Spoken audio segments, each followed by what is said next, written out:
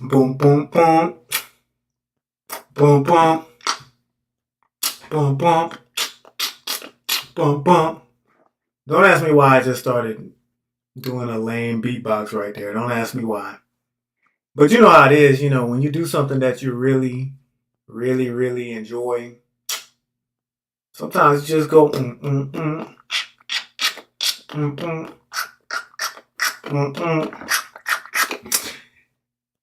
And I really enjoy being on this camera every Thursday, giving y'all all these wonderful tips.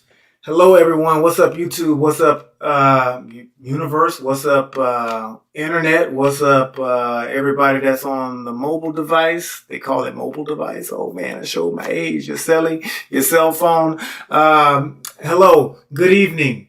Buenos noches. How's everybody doing out there? Again, hey, what's up, everybody? Charles Austin here, the Human Diet Coach, welcoming you to another wonderful, thriving Thursday, where I'm giving you all the healthy, science-backed, none of the frill, no hype, only science-backed tips to help your health thrive so that you can live long and healthy. So each Thursday here at 7 o'clock, I try to find something to teach the audience about because I am a teacher at heart. And it is my job to educate the folks out there on things that can help their health thrive. So, without further ado, I'll go ahead and get into did I do my intro already? Was that my intro? Maybe not. And then my phone starts vibrating and things. Maybe the background image will give you an idea of what's going on tonight. And yeah, we'll see.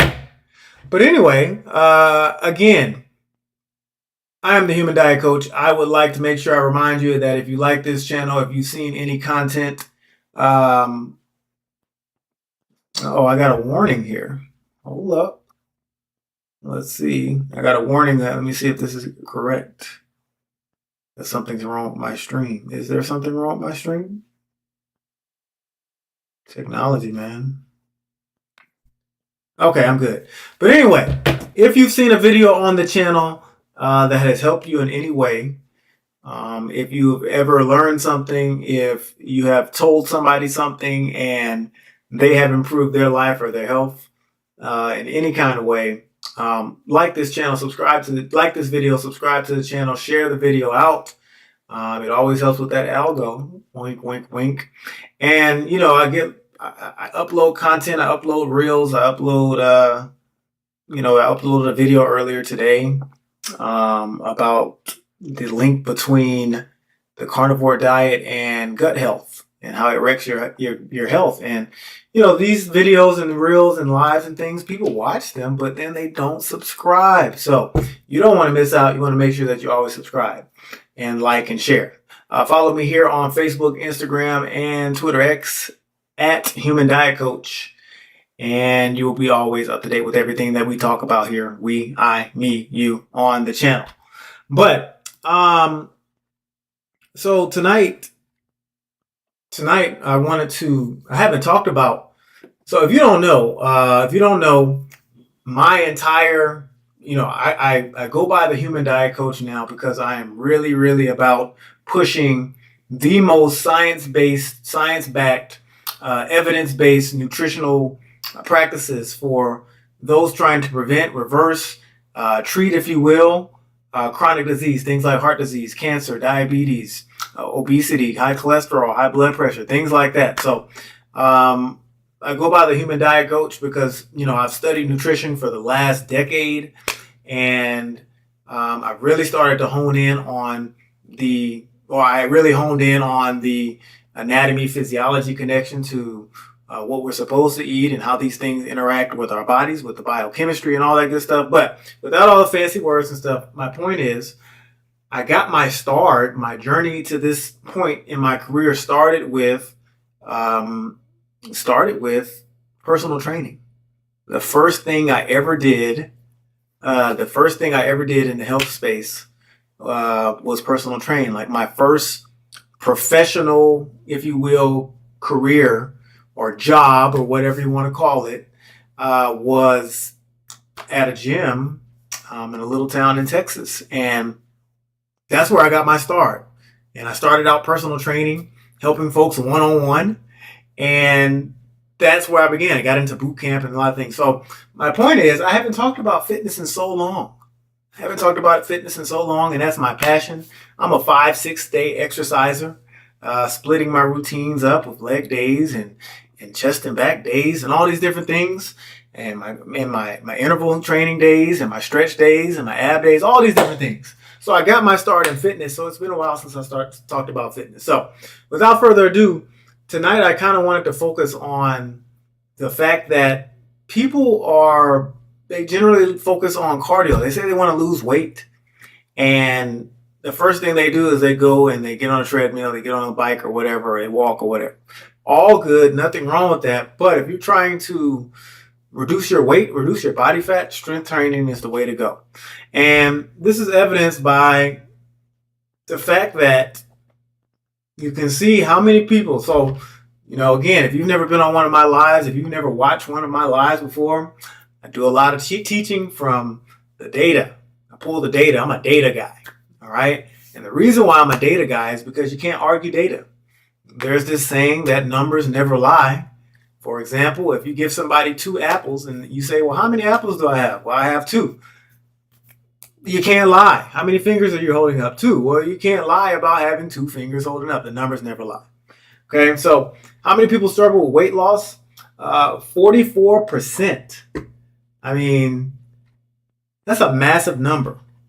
Okay, let's see, what does it say here on the BBC? By the way, they have great crime shows. Like, you want to watch a good crime show? Go watch the BBC. Like a mystery, like detective type stuff, go watch the BBC. What is this? 8 out of 10 people said obesity could be entirely prevented by lifestyle choices. Yeah, we know that. So that's 80% of people saying that they know.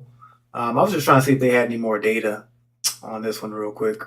Let's see, where did they pull that 44% from? Dieting. That's the first thing that's wrong with this one, is the word dieting is on there. So 49% of people in America try to lose weight each year. And then they'll start following a diet. So this is just the track. This is kind of like the track of what happens with weight loss. So you got 50% of people trying to lose weight. And then another 17 are going to say, well, I got to do a diet. And it's got to be some kind of special diet. And then you got, diets, and they're talking about what are the most commonly searched diets for somebody trying to lose weight. Well, keto, which I don't even know. Most people are not really sure what that is. We're not talking about that tonight. 500,000 people. Mediterranean, anti-inflammatory. And then about 80% of people of weight loss by special diet is regained. So this is basically saying when you lose weight by a special diet, you regain it within 5 years. Okay. So again, where's that number? They got a lot of data on here. I didn't prepare for this. I didn't prepare for this, but there's a lot of data here. Ooh, this looks like some interesting stuff. I'm going to have to do a video about this. But the point is, a lot of people struggle. So when you decide to get ready to lose weight, a lot of people struggle because they do different things. So real quick, I just want to explain why, if you're trying to lose weight, okay, and you have been having issues, let me explain why you're going to want to start lifting weights, okay? And if you're already lifting weights, you should probably lift some more weights, okay? So I'm going to explain real quick, and we're going to be done with this 10 minutes or less. Time me, clock me. I'm going to be done by 7:20, okay? Whatever time zone that is when it hits 20, okay? Well, 21 because it's 11 now, okay? So real quick, I'm going to go over why you should be lifting weights or lifting more weights if your goal is weight loss, okay? So one of the first things is the whole idea of muscle, okay? So again, if you're trying to lose weight, why should I be lifting weights, okay? So again, like it kind of says here real quick, muscle mass is often associated with bodybuilders and athletes and all that kind of stuff. But it's important for a lot of reasons. Well, a lot of reasons, but specific to weight loss, right? So here's the main thing that people forget about muscle, okay? One of the primary reasons muscle mass matters is its role in metabolism, okay? And metabolism is basically about how we use energy and stuff like that, okay? Now here's the key part. The key part is right here. Muscle is metabolically active tissue, okay? Now what does that mean? Well, as we continue to read on, it says this means it requires energy to maintain. Basically, muscle is designed to move, okay? At its most elementary level, muscle is designed to move. Like right now, I'm moving my arms, and I don't know how much energy I'm moving while I do this, but it's actually using energy. So the more muscle you actually have on your body, okay, the more heat you're going to generate, the more energy expenditure you will have at rest. Now, this is not what I don't want you to confuse this with. I need to speed up my metabolism. This isn't about speeding up a metabolism. In actuality, the more data we get on speeding up the metabolism, the shorter your lifespan. Okay, so this isn't about necessarily speeding up the metabolism. This is about when you're doing nothing. Okay, when you're sitting on the couch, when you're doing absolutely nothing, relaxing, the more muscle you have on your body, all right, the more energy it's going to take away, all right? It's going to pull glucose out of your bloodstream, okay, and it's going to burn more calories, okay? So if you're trying to lose weight, that's one of the important parts, right? So as it says here, like we just talked about, now I explained it to you. Now here's the proof, okay? And again, I'm a data guy. This is assistant professor. Who is this? Medical director.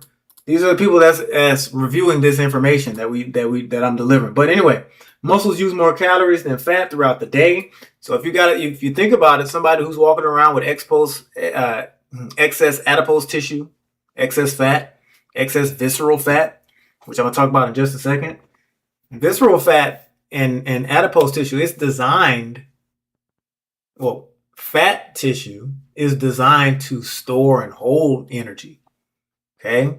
You ever hear about the bear who eats all this food and then hibernates for the winter, where they put on a bunch of fat so that they can eat it away while they're chilling, until they come out in springtime. So muscles are going to use more energy than fat throughout the day, even while you're resting. We just talked about that. So when you're doing nothing, muscle is going to use more. This is why I say it's commonly called a faster metabolism, but that's not exactly what we're talking about. We're just talking about utilizing energy more efficiently, more actively than if you're talking about fat tissue. So again, like it says right here, muscle cells are designed to use energy. This is the core. This picture right here is the core of why you may not be successful losing weight. This one picture right here. Because again, what people like to do is they like to go get on the treadmill and they like to just walk, run, or whatever.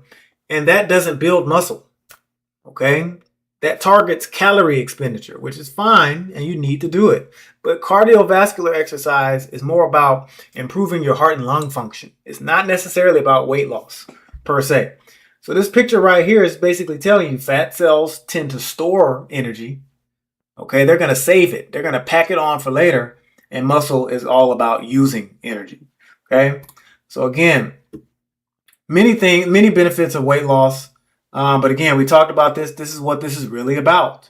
Okay, while cardio provides a greater calorie burn, we just talked about this during the actual workout. What many people may not know is that strength training boosts your overall metabolism, meaning you burn more calories while at rest. Here we go again. Okay, strength training builds muscle and increases lean body mass. The more muscle and lean body mass you have in your body, the more calories you burn throughout the day.